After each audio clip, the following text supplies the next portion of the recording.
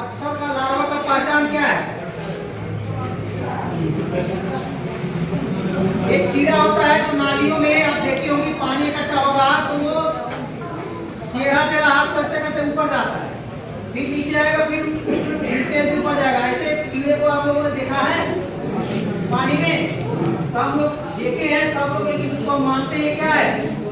कीड़ा समझते हैं। कीड़ा नहीं होता है। तो जितना संख्या ज्यादा दिखता है वो सारा मच्छर का लार्वा होता है। क्या होता है वो? मच्छर का लार्वा होता है, कीड़ा नहीं है। वो नीचे से ऊपर जा करके पानी के लास्ट सतह पर चमकता है।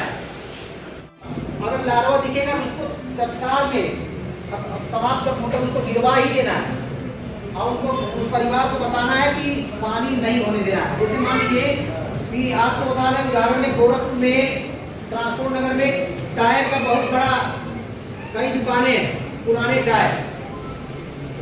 उस पुराने टायरों में बारिश के पानी से लार्वा मिले हैं धनात्मक, यानी लार्वा पाया गया डेंगू का, लेकिन उनको बार बार कहने के बाद भी हटाया नहीं गया था, जिसकी वजह से उनको नोटिस जारी किया गया और कुछ पैसे का उनका रसीद भी कटा था भुगतान करने के लिए पेनाल्टी बाद में उसको देना पड़ा था। और उसके बाद उसको पॉलिथीन से ढक के रखने के लिए बरसात के समय में कहा गया और तुरंत तत्काल में वो बरसात पूरे टायर को पॉलिथीन से ढक दिए। तो ये डेंगू से बचाव के लिए हो गया। जो दिन में मच्छर काटता है, शाम के समय मच्छर दिमागी बुखार वाला काटता है, रात में जो मच्छर काटता है वो मलेरिया बुखार के लिए जो मच्छर होता है वो रात में काटता है।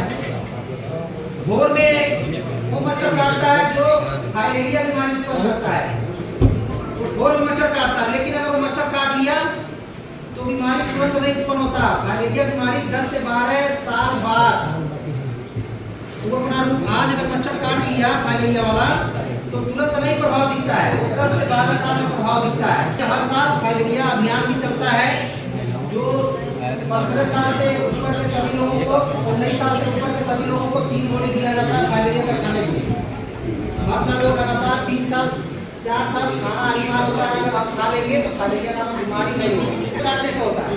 तो तमाम मच्छर हैं, कई प्रजातियां हैं। डेंगू का मच्छर सबसे खतरनाक, क्योंकि डेंगू का मच्छर जब काटता है तो तुरंत खुजली होने लगता है, वहाँ पे दिदोरा बन जाएगा, लाल कलर आ जाता है, लाल कलर आएगा खुजली आने लगता है। तो हमें पूरा दिन का कपड़ा पहनना हो, जब दिन हो या शाम के समय हो, जब सुबह का तब समय अगर हम बाहर जा रहे हैं, निकल रहे हैं तो हमें पूरा कपड़ा पहनना जरूरी है। तो समझ लीजिए मच्छर ही बहुत ही, मच्छर से बचने के लिए जो भी उपाय हमें अपनानी है उस सारी चीजों को ग्राम सभा स्तर पर हमें लोगों को समझा देना है, बता देना है, ताकि लोग समझें इस चीज को और इससे बचे। तो हमें क्या करना है कि उस लार्वा को ही, उस अंडे को ही समाप्त करना है। तो कैसे समाप्त होगा?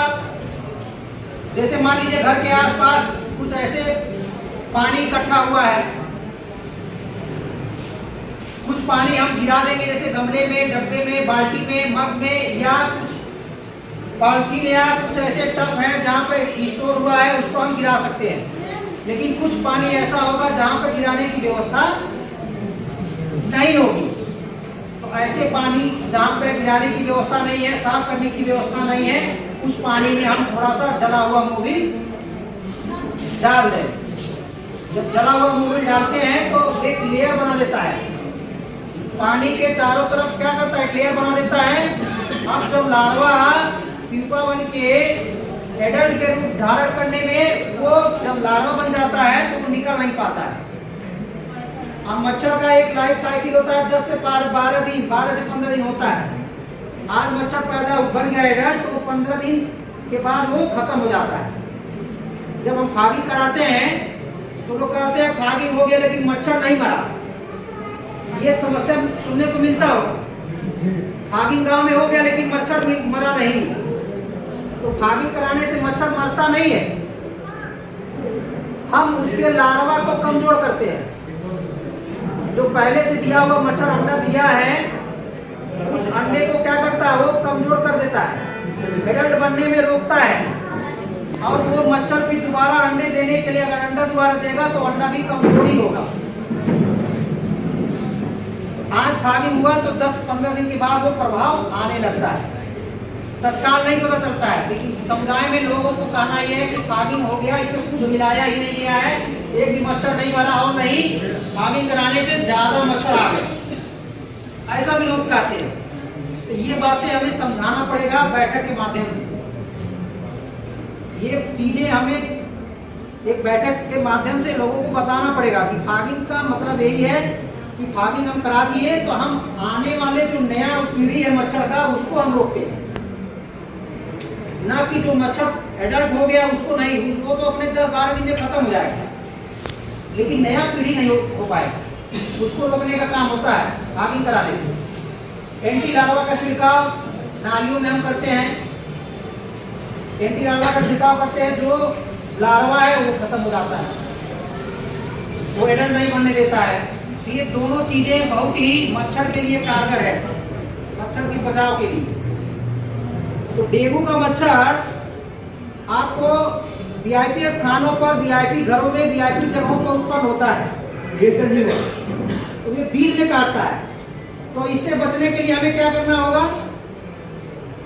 सबसे पहला यही है कि हम अपने घर में जो भी इकट्ठा पानी वाला वस्तु है उसको हम पानी को साफ कर, चाहे वो कूलर हो, कूलर का पानी हम हफ्ते में जरूर बदल दें।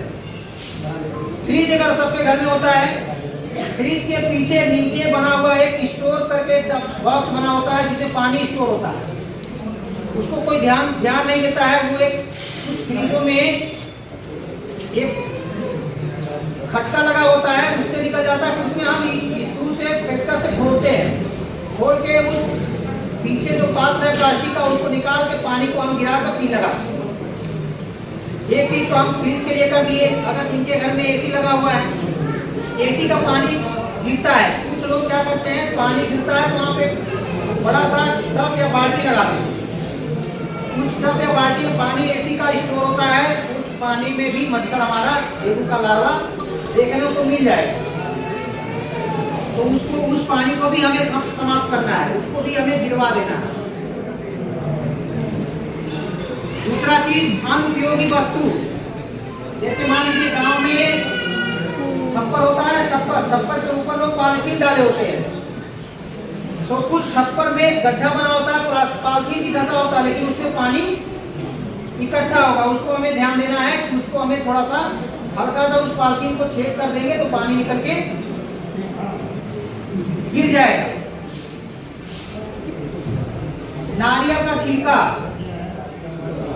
नारियल जब हम खाते हैं छिलका उसका जहां तहां फेंक देते हैं, उसमें भी पानी स्टोर हो जाता है। घर में जो पहिया वाहन है, साइकिल है या 4 पहिया वाहन है, टायर को हम इधर उधर फेंक देते हैं।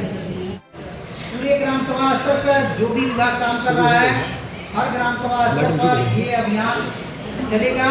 तो इसमें थोड़ा सा अवेयरनेस है कि अगर हम जो भी लोग हैं उनको एक बार हम बात कर लें कि वो लोग अपने, जैसे ग्राम सभा स्तर पर उपकेंद्र होता है, उपकेंद्र पर लोगों को भेज दें ताकि वहाँ पे उन महिलाओं के लिए, उन बालिकाओं के लिए आयरन का टैबलेट दे दिया जाए। 30 दिन के लिए टैबलेट देने की बात बताई गई है और वहाँ पे एक टैबलेट खाने की बात है। 2 घंटा तो एक टैबलेट खाना और 30 दिन लगातार उनको टैबलेट दे दिया जाएगा, वो खाएंगे। लेकिन जब वो पहुँचेंगे तभी तो मिल पाएगा। तो एक बार ये 50-50 हो जाए तो ज़्यादा से ज़्यादा लोग उपकेंद्र स्तर पर, पंचायत वीडियो ऑफिस में भी, सीडीपीओ ऑफिस में भी, या जो हमारा PSC CSC बना है या उपकेंद्र है आयुष्मान भारत, हर इन जगहों पे हमें लाभार्थी को भेजना है। तो इसके लिए भी थोड़ा